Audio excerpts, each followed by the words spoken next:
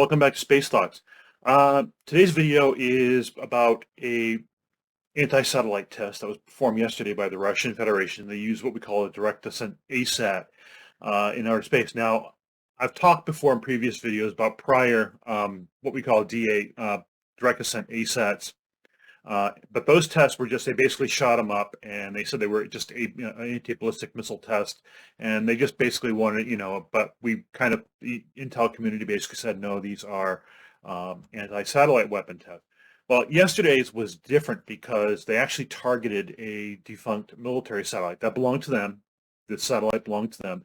They targeted it with this direct ASAT ascent system, and they destroyed it. And it left about over 1,500 pieces of debris in orbit so far, and it's been causing like consternation. The ISS had to go in, the crew had to go into their spacecraft just in case they had to get out of there quick because of the debris, and it's causing a big kerfuffle right now. And obviously, there's a lot of angst over what happened. A lot of statements where a condemnation was delivered by both the U.S., Britain, and others, basically saying this was really a stupid thing to do. In essence, so there is a lot of blowback on this politically, but that begs the question: why did they perform this test, and why did they perform it when they did?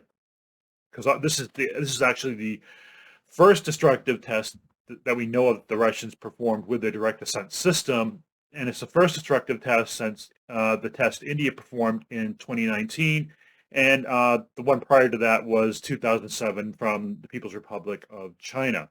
So this is a significant event, not only just because of the debris ascent, but I think for what, basically what the messaging is on this. I'm going to go over some of the reasons why I think the Russians did this, and we'll go from there. And again, these are my opinions. These are my initial impressions. They're not exactly my complete thoughts on this, and I'll probably write about this and other things later. But let's get you started with some of the reasons why I think they did what they did.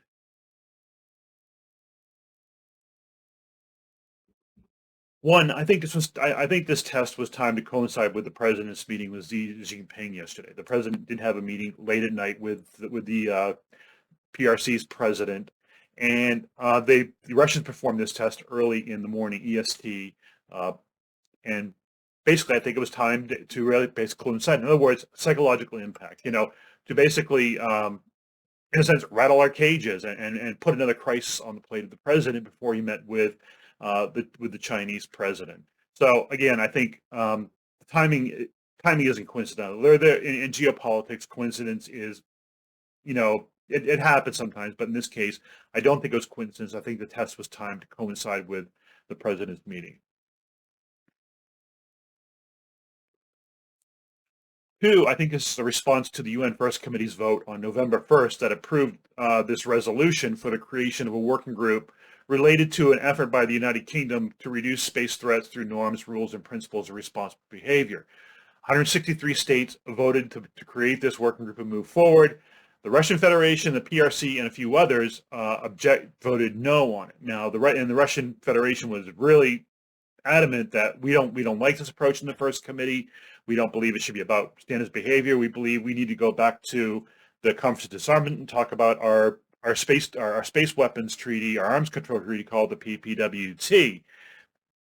Now, this has been an issue back in 2018, September 2018, in Geneva at a meeting. The U.S. came in and basically destroyed the whole idea of the PPWT and space weapons debate in the Conference of Disarmament, and they absolutely destroyed it.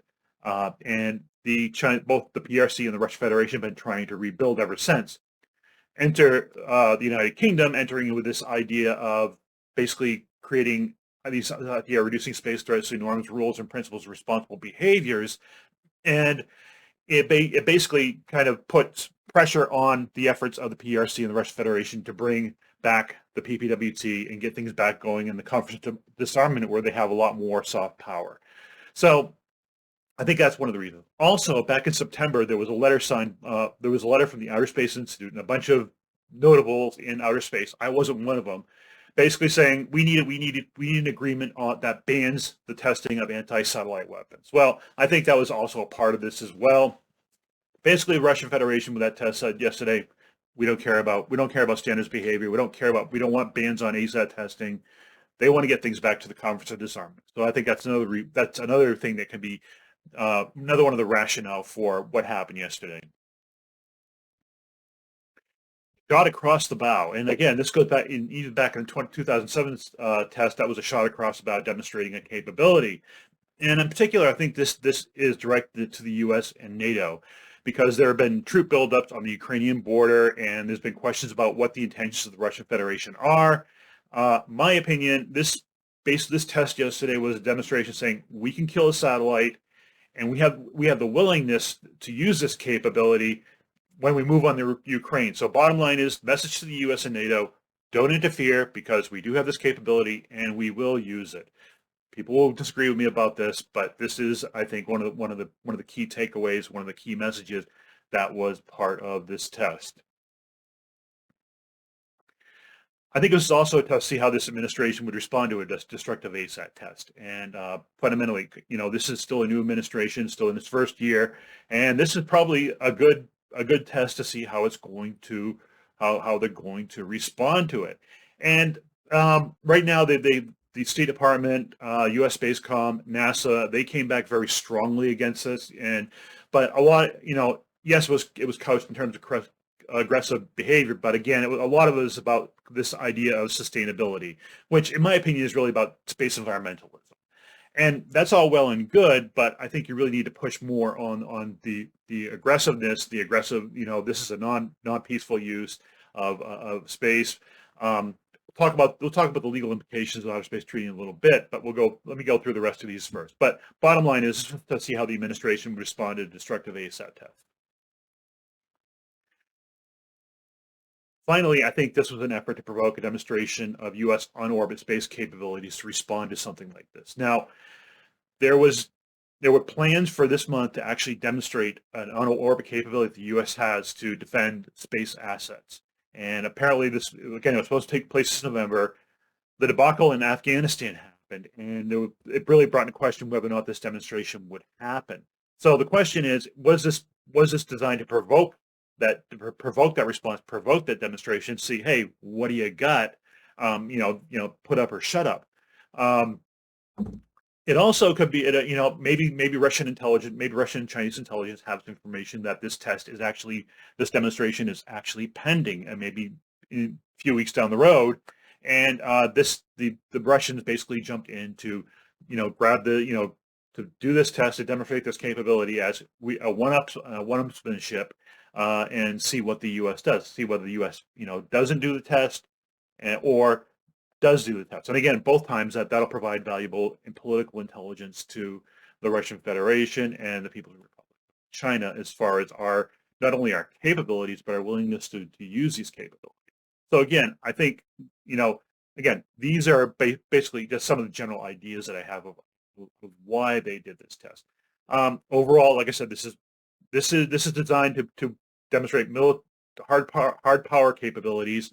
It's basically designed to do political messaging, and it's psychological as well.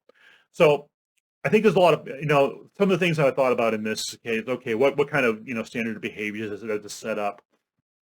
Well, after the test that India had, an NGO came out and said, well, this violates a norm of non-destructive testing, and really, the whole idea was, my question was, well, when did this norm come into existence? Because there really wasn't one, and they pointed back to the Chinese test and the Russians direct ASAT test that didn't destroy anything. Well, if there really was a norm, what happened here? It's either been A, ignored, or B, just basically it never existed. And I go with B because I don't really think that norm ever existed. And again, norms are these fluid things that are created by just narrative sometimes. The whole idea is they're designed to become customary international law, and I really don't think it worked. Now, people are going to jump on, well, what about the Outer Space Treaty? The Outer Space Treaty doesn't apply to this. The Outer Space Treaty doesn't ban the testing of ASATs like this. And people say, well, there's this thing called Article 9 that has this requirement that you basically provide you basically inform other states of this type of activity before it happens so that they can be aware of it in case of any environmental damage. My contention has always been Article 9 doesn't apply to national security events. And I think there's a lot of state practice in the past between the U.S. and the Soviet Union. I think that the Chinese jumped onto the way as well. That basically says that this Article 9, you don't have to consult with via Article 9 before you do these tests. Now, before the U.S. performed Operation Burnt Frost, it did go to COPUS and it did explain to them and explain in detail what the U.S. was going to do. It was going to destroy this satellite that failed in orbit. They were going to shoot it down. Again, but the State Department was very explicit, and I actually asked somebody from the State Department back in 2017 about this, and they were very explicit and said, we decided that Article 9 didn't apply in this case. So my fundamental belief is that Article 9 doesn't apply to national security activities like ASAT tests. And again, the Outer Space Treaty doesn't ban it as well. And I think, overall Article 9 doesn't really deal with military activities when you get right down to it. I think it's more towards scientific, since the Outer Space Treaty really is geared more to science and exploration, and of course, use for exploitation as well. Again, this is a serious matter, and I think this, people are going to have to pay attention to this. There's nothing you can do about what happened. What's the fallout of this? Well, I think the Russians took a big risk in this, considering the ISS, because they're a partner in the ISS and they have cosmonauts on board. If there's damage to the ISS and somebody's injured or killed, or modules are damaged, there could be a big international incident. Create big international incidents. People are going to say, well, the big thing about now has been sustainability, which I basically say to space environmentalism. And that's, I'm not saying it's a good thing or bad thing. I'm just saying what it is. I think bottom line is, neither the PRC or the Russian Federation really care about sustainability. If you look at the climate summit that was held, just ended last week, neither the Russian Federation or the Chinese really bothered even showing up. So bottom line is, they don't care. This isn't a geopolitical concern to them. What can we do about it? Well, what's the U.S. response going to be? Well, we've already made public statements through various organs. I'm sure there'll be a formal diplomatic protest. I'm sure this will be brought up at the UN. I think political remedies are really limited right now because, well, a few months ago, basically the U.S. gave the blessing for the Nord Stream 2 pipeline for the Russians to promote, to utilize, to pump oil and natural gas. And with oil prices right up there right now, the Russian Federation is flush with cash.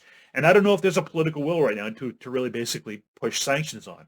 And really, I think this is one of the things where high gas prices really play into geopolitical events like this, is that these oil-producing nations like the Russian Federation are really benefiting from this, and they can pump more money into it, and it really gives them a lot more political muscle, because basically they can turn off the spigot and make prices go higher if they want. So I think again, I'm not in the loop on what's going on or what the diplomatic response is going to be, but I think we're pretty limited. I think this is I don't think this is a one-off thing. I think you're going over the next year to couple years, you're going to see more activities like this. I mean, this is a very bold move. This was a really, really bold move on the part of the Russian Federation. And again, I think it's basically a sense that, we're going to try and set the U.S. back on its heels, U.S. and its allies back on its heel. And again, just like and the thing about geopolitics is there isn't just one reason for doing something. There are usually multiple reasons. As I outlined out here, I think these are some of the reasons why. There's probably a lot more reasons, and it's probably a lot more nuance than this. But this is my impression based on what I've seen and what I understand about geopolitics. And again, like I said, this is very tied into all domains. So, I think this ASAT test, I think, is pivotal in the sense that I think you're going to see a more brazen actions. And I think it really demonstrates the fact that aside from the sensibilities that what some Westerners have, that oh my God, why would the Russians would never figure, or the Chinese would never use these type of weapons in outer space because of the debris, the space debris, and orbital space debris and such. I think basically one of the messages of the Russian test is they do have the willingness to use them, and I think the PRC does it well. They built them for a reason. They know it's a soft spot, and they would use them. So I think those, like I said, those are a few of my reasons, a few of the rationales that I think for this test. Again, this is a big deal. It's very serious. And like I said, there are multiple reasons why they did it. Multiple messages are being sent. Again, it is geopolitics. And this really goes beyond ideology, the fact of, the thing, and you reinforce that, it isn't how we think people should behave because, the Russian Federation, the PRC, they're different in terms of culture and the way they look at things. And we got to understand that and not just basically look in the mirror and say, oh, the way, and see our own reflection and say, well, they should act like us just because that's our ideal.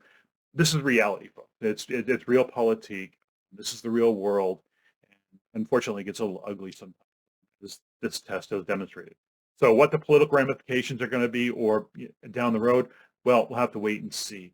But until then, I think from this point, this is initial synopsis of what I think this test was performed, why this test was performed. Again, extremely significant and something that should be, it's going to be condemned, obviously, but there's going to have to be some sort of action taken. I'm not saying a military response. That's probably going to be out of the question, but there's got to be some sort of response or to this action to say, hey, we don't like this, and it's something you shouldn't do in the future.